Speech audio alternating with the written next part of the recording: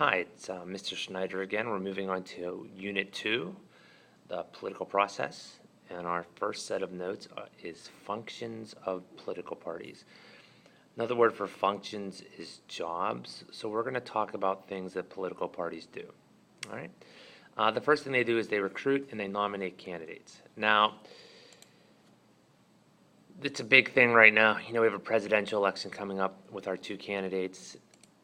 We have the current president. There's Mr. Obama. Hopefully you can see him. And we have the challenger. There's Mr. Romney, Mitt Romney. And they were both recruited and nominated by their different political parties. Now, Mr. Obama did not have to run against anybody this political cycle. Mr. Romney had to run against a few challengers before he was able to accept the Republican nomination. Generally, sitting presidents don't have to run up against anybody during the nominating process.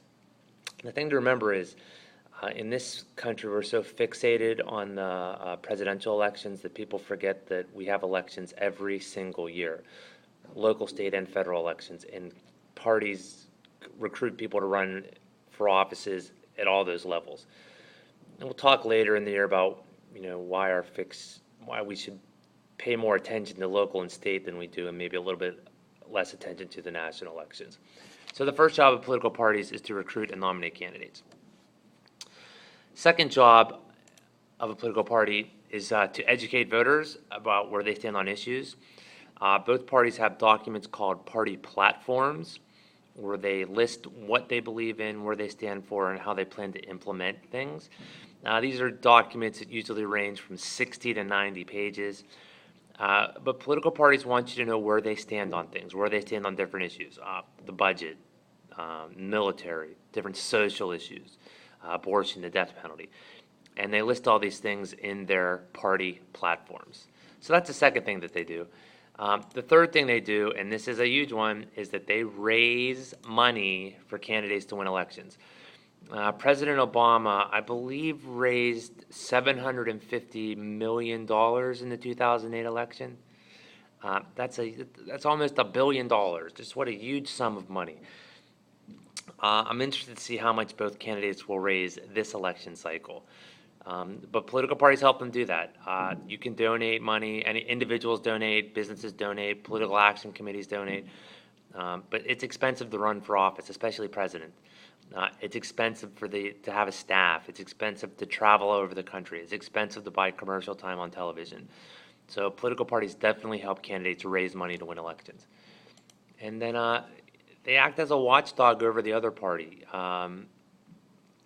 You hear a lot of times both parties going after the other parties. Well, the Democrats are doing this.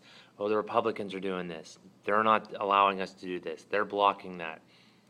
They want to make sure the party in power, and really what party is in power right now. While the Democrats do control the presidency and they control the House of Representatives, the Senate. No, I'm sorry.